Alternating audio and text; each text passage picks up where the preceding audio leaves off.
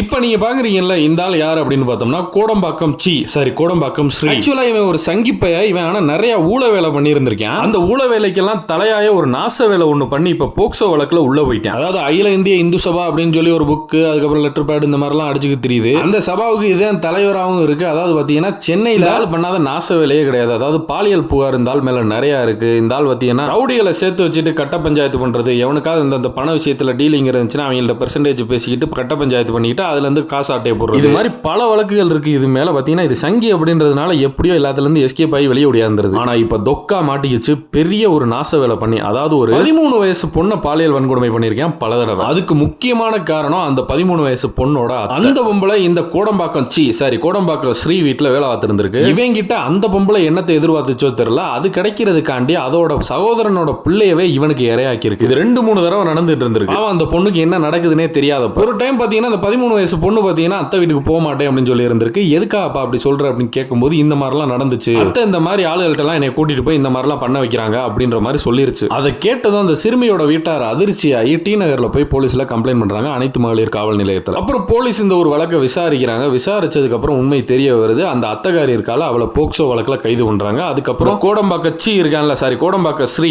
அந்த ஆள் மேலையும் போக்சோ வழக்கு போடப்பட்டு அந்த ஆளை கைது பண்றாங்க. அந்த சிறுமிக்கு நடந்த இந்த ஒரு பாலியல் வன்கொடுமை எப்ப நடந்திருக்கு அப்படின்னு பார்த்தோம்னா 2021. ஆனா அதுக்கு முன்னாடியே, அதாவது 2020 பாத்தீங்கன்னா அவனோட அமைப்புல மகளிர் மாநில செயலாளராக இருந்த அந்த லேடிக்கும் பாத்தீங்கன்னா பாலியல் வன்கொடுமை நடந்திருக்கு. அந்த லேடியும் புகார் அளிச்சிருக்காங்க. அதன் அடிப்படையில் 5 பிரிவின் கீழ் வழக்கு பதிவு செய்யப்பட்டிருக்கு. அதுக்கப்புறம் தலைமறைவா இருந்திருக்கு. இப்ப இந்த போக்சோ வழக்குல வசமா சிக்கியிருக்கேன். இப்ப அவனை தூக்கி உள்ள போட்டான். இவ்வளவு வேலையும் பண்ணிட்டு 5 வருஷமா இவன் எப்படி போலீஸ்ல சிக்காம சுத்தி தெரிஞ்சிருப்பேன்.